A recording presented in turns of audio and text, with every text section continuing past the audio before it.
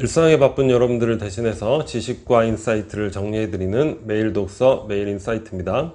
오늘은 150년 하버드 글쓰기 비법, 이 책을 읽으면서 느꼈던 부분들, 그리고 거기에 덧붙여서 제가 글쓰기 또는 이제 말하기 이런 부분에 대해서 조언해 드릴 부분 또는 도움이 될 수 있는 그런 팁들, 이런 것들을 한번 정리해서 안내해 드리도록 하겠습니다. 첫 번째는 내용과 형식이라는 부분이에요. 글에서도 내용이 있고 형식이 있죠. 내용은 무엇을 쓸 것인가, 콘텐츠의 영역이 되는 것이고, 형식은 어떠한 구조로서 쓸 것인가, 어떠한 장르적인 스타일로 쓸 것인가, 이런 부분이 되겠죠. 글은 명확하게 형식보다 내용이 중요한 겁니다. 쓸 거리가 있는 거죠. 쓸 거리가 있다면 그것을 어떠한 구조로 쓰던 또는 어떠한 장르적 그런 기교를 이용을 하시던 충분히 어떤 의도나 감동 이런 것들을 전달할 수가 있죠. 근데 내용, 쓸 거리가 없는데 또는 경험 이런 것들이 없는데 그런 것들을 구조라든가 기교만 이용해서 글을 쓸 수는 없죠. 있을 수가 없는 일이죠. 그러니까 여러분들이 글쓰기에 있어서 힘들 때 과연 이것이 내용의 문제인가 형식의 문제인가, 그걸 먼저 고민을 해 보셔야 돼요. 내용의 문제라면 지금 당장 써야 되는 글이라면 경험을 지금 할 수는 없으니까 자료를 그만큼 좀 방대하게 수집을 하는 게 중요합니다. 그런 수집 과정에서 글을 쓰기 위한 통찰들을 얻는 경우가 많죠. 만약 내가 형식 이런 구조의 문제 때문에 힘든 것이라면 오늘 영상을 참고해 보시는 것만으로도 충분히 도움이 되지 않을까 이렇게 생각을 합니다.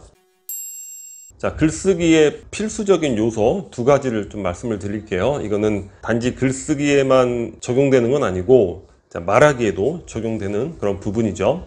가장 중요한 건 뭐냐면 두 갈식으로 쓰시라는 거죠. 내가 이야기하고 싶은 그런 핵심 컨셉, 주장, 요점, 결론 이런 것들을 가장 먼저 탁 쓰시는 게 중요합니다. 특히나 우리가 이제 업무를 보는 그런 직장인 글쓰기를 한다거나 마케팅 글쓰기를 한다거나 또 SNS 글쓰기를 한다거나 기타 등등 또 자기소개서 이런 것들을 쓴다거나 핵심을 먼저 말하는 게 중요하죠. 옛날에는 예를 들어서 편지를 쓰면 날씨 얘기하면서 안부 물어보면서 이 글을 쓰는 건 다름이 아니라 하면서 핵심을 이야기하는 경우가 예전엔 있었는데 요즘에는 그런 건 없죠. 굉장히 진부한 거죠. 바쁘기 때문에 글을 스킵하면서 읽는 경우가 많죠. 특히 업무상의 글이라면. 그렇기 때문에 핵심을 가장 첫 번째에 명확하게 표현하는 게 중요합니다.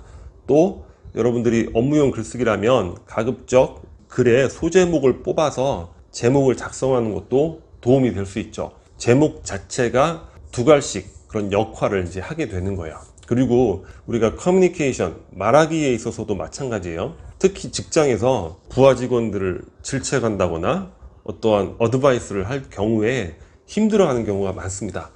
그럴 때 애둘러서 요즘 밥은 잘 먹나, 건강하나 이러면서 듣는 사람이 무슨 얘기를 하는지 알아듣지 못할 그런 식으로 이야기가 정리되는 경우가 많은데, 듣는 사람들, 예를 들어서 부하 직원들도 그렇게 둘러 이해되지 않게 아리송하게 만드는 것보다 조금 불편하더라도 명확하게 이야기하는 것을 더 선호한다고 하는 그런 설문조사도 제가 본 적이 있어요. 예를 들면 이런 거예요. 우리 예전에 말센스라는 책에서 살펴봤는데 어떤 직원을 징계하는 그런 미팅을 하게 됐습니다. 이렇게 되는 겁니다. 제가 당신을 부른 건 공식적으로 질책을 하기 위해서입니다. 당신이 해고되는 일은 없겠지만 문제가 좀 심각해요. 제 목적은 당신이 성공하도록 돕는 거예요. 당신의 발전을 방해하는 문제들을 인식하도록 도와주려는 것이지요. 질책, 해고되는 일은 없겠지만 벌써 싸하죠, 느낌이. 그런데 제 목적은 당신이 성공하도록 돕는 거예요. 다소 위안이 되는 거죠. 이렇게 두 갈식으로 그 이야기의 목적을 먼저 명확하게 이야기를 하면서 커뮤니케이션을 해나가는 거죠. 그래야지 듣는 사람들도 그 부분을 인식을 하게 되는 것이고, 그런 것들을 오히려 더 잘 받아들이게 된다고 이야기를 하고 있습니다. 꼭 기억을 하세요. 글쓰기 말하기에 있어서 두 갈식 접근. 두 번째는 이 부분도 꼭 기억을 하셔야 되는데, 구체적. 그다음에 디테일, 요 개념을 정확하게 이해를 하셔야 됩니다. 소설가 김현수 씨의 글인데 제가 좋아하는 글이라서 소개해 드립니다. 자, 30초 안에 소설 잘 쓰는 법을 가르쳐 드리죠. 자, 봄에 대해 쓰고 싶다면 이번 봄에 무엇을 느꼈는지, 느낌을 쓰는 게 아니라 자, 어떤 것을 보고 듣고 맛보고 느꼈는지, 그러니까 경험을 했는지 그런 것들을 쓰시라는 거죠. 사랑에 대해서 어떻게 생각하는지 쓰지 마시고, 사랑했을 때 연인과 함께 걸었던 길, 먹었던 음식, 봤던 영화에 대해서 아주 세세하게 쓰세요. 구체적인 경험, 그런 디테일에 대해서 쓰시라는 거예요. 생각을 쓰지 마시고, 봄에 대한, 사랑에 대한 생각을 쓰지 마시고, 그것에 대한 구체적인 경험과 디테일을 쓰시라는 거죠. 이건 뭐 소설 쓰기 강의인데 여러분들 업무용 글쓰기도 마찬가지예요. 현장을 누비면서 보았던 거, 들었던 거, 느꼈던 거, 그러한 구체적인 경험에 대해서 디테일하게 쓰시는 거예요. 현장도 가보지 않고 그냥 개념적으로 이 비즈니스는 원래 이런 거라서 뭐 이런 거 쓰지 말라는 거죠. 그러니까 여러분들이 글을 잘 쓰시려면 구체적 경험들을 많이 해야 된다는 거죠. 디테일한 경험들을 많이 해야 된다는 거예요. 자, 하버드 글쓰기 비법은 어떤 내용이냐면 굉장히 간단합니다. 오레오 기법이에요. 오피니언, 의견, 주장. 뭐예요? 두 갈씩이죠. 자기 주장을 맨 앞에 두라는 거죠. R, reason입니다. 이유, 근거를 제시해야 되겠죠. 이유나 근거가 없는 글은 글이 아니죠. 그죠? 그리고 example, 자, 사례, 예시를 들어야 되고, 자, 마지막으로 오피니언, 다시 강조를 하거나 근거 사례를 통해서 어떠한 제안을 더 강하게 오퍼를 한다거나, 또는 이러한 사항에 대해서 내가 느낀 인사이트를 포함한 한 단계 높은 오피니언으로 정리를 하는 그런 개념이 되겠죠. 그러니까 우리가 언어를 할 수 있는 보편 문법은 본능적으로 가지고 있다고 그래요. 그러니까 우리가 언어를 그렇게 습득을 하겠죠. 근데 글쓰기도 마찬가지로 이러한 오레오 기법을 우리가 듣지 못했다 하더라도 이거는 보편적으로 우리가 가질 수 있는 구조가 되겠죠. 그냥 이런 개념이 없어도 내가 어떠한 글을 쓰고 싶어, 어떤 주장을 하고 싶으면 주장하고 근거를 얘기하고 사례를 들고 이런 것들은 자연스럽게 따라 나오는 것인데, 이런 것들을 개념화해서 미리 알고 있다면 이 구조에 맞춰서 글을 쓰시면 되니까 보다 수월하게 쓰시는데 도움이 되겠죠. 그리고 자기소개서 글쓰기, 그 구조에 대해서도 안내를 해드릴게요. 이게 뭐 신입 직원 취업을 준비하는 이런 차원도 있지만 지금 이직이 굉장히 보편화되어 있기 때문에 50대, 60대 분들도 자기소개서 이렇게 많이 물어보시더라고요. 너무너무 어려워하세요. 그리고 20대던 60대던 글쓰기 자체가 어렵기도 하고 특히 자기소개서 쓰는 걸 어려워하시는데, 자, 내용과 형식의 차원에서 설명을 드리도록 하겠습니다. 자, 내용은 두 가지를 쓰시는 거예요. 자, 성과와 인성입니다. 또 아까 글 어떻게 쓰라고 했죠? 구체적으로 디테일하게 쓰라고 했죠. 그리고 두 갈씩으로. 성과 뭐예요? 과거에 성과를 냈던 구체적 경험을 쓰시는 겁니다. 내가 뭐 뼈를 묻겠습니다, 이런 거 쓰시는 거 아무 의미 없는 거죠. 그죠? 그리고 인성은 뭐예요? 기업 입장에서 뽑아놨더니 1년 안에 그만두는 경우가 많죠.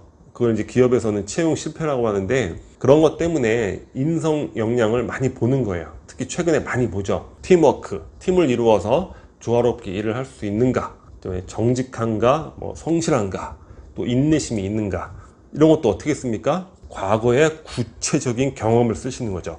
그 경험을 통해서 읽는 사람이 그 사람의 이러한 인성적 부분을 느낄 수 있게 하는 거예요. 뭐 저는 성실합니다, 누가 믿습니까? 구체적 경험을 디테일하게 또 두 갈씩으로, 자기소개서는 소제목을 반드시 적으셔야 돼요. 소제목 자체가 또 강력한 두 갈씩 구조를 만들게 되는 거죠. 자, 내용은 그렇고 형식, 구조는 어떻게 쓰냐면, 보통 자기소개서 책자 보면 스타 기법이라고 많이 얘기를 하는데, 뭐 situation, task, action, result에서 상황, 과제, 행동, 결과, 이렇게 네 가지로 분류를 하는데, 제가 보기엔 좀 너무 크죠, 단위가. 이걸 조금 더 세부적으로 나눌 필요가 있을 것 같아요. 그래서 8단계로 한번 나눠봤습니다.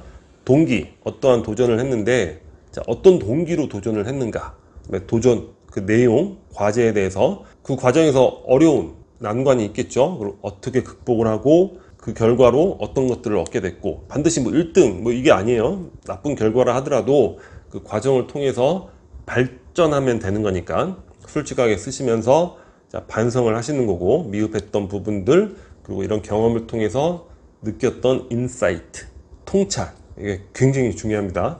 이게 꼭 들어가시는 게 좋죠. 그리고 실질적으로 어떻게 변했는가, 변해서 내가 한 또 구체적인 행동에 대해서 쓰시는 거죠. 저는 경험이 너무 없어서 자기소개서 쓸 게 없어요. 그런 거 없습니다. 자기소개서라는 게 대단한 경험을 쓰는 그런 내용이 아니란 말이에요. 여러분들이 작지만 그 안에서 의미를 잘 부여하는 게 중요한 거예요. 그래서 그런 관점에서 요 8단계의 구조를 적용해서 여기에 대입해서 글을 쓰시면 수월하게 쓰실 수 있지 않을까, 이렇게 생각을 합니다. 마지막으로 글쓰기의 유용성에 대해서 살펴보도록 하겠습니다. 자, 글을 쓰면 그 글로 인해서 사람이 변한다는 얘기 많이 하죠. 글이라는 게 그러한 도구가 되는 거죠. 또 글로 정리하면 부정적 감정도 거세된다, 사라진다는 거죠. 글을 쓴다는 건 내 감정에 대해서 객관화를 해봐야 되니까, 그걸 언어로 표현하기 위해서는 어떤 개념인지 그걸 잡으려면 객관화를 하잖아요. 그런 과정을 통해서 그런 감정들이 다스려지는 게 아닌가, 그런 생각을 해봅니다. 또 글을 반복에 적으면 소망이 이루어진다, 이런 이야기 하시는 분들 굉장히 많습니다. 좀 신비주의적인 이런 느낌을 가질 수도 있는데, 제가 보기에는 글을 반복해서 적는다는 건 뭐예요? 계속 끊임없이 상기한다는 거죠. 어떠한 소망이 있을 때 반복해서 상기하지 않으면 금세 잃어버리고 그에 상응하는 노력을 안 할 텐데, 글을 반복해서 적으니까 끊임없이 상기하고 그러한 노력을 잊지 않고 해나갈 수 있게 되고, 그 결과로 소망이 이루어지는 그런 것들을 얻은 것이 아닌가, 이런 생각을 해봅니다. 여러 가지 유용성이 있는 부분이기 때문에, 그리고 여러분들이 필수적으로 해나갈 수밖에 없는 부분이죠. 특히나 이제 일을 하시면서 다양한 글을 반드시 또 써야 되는 경우가 많죠. 그러한 작업에 있어서 오늘 영상이 도움이 되었으면 좋겠습니다.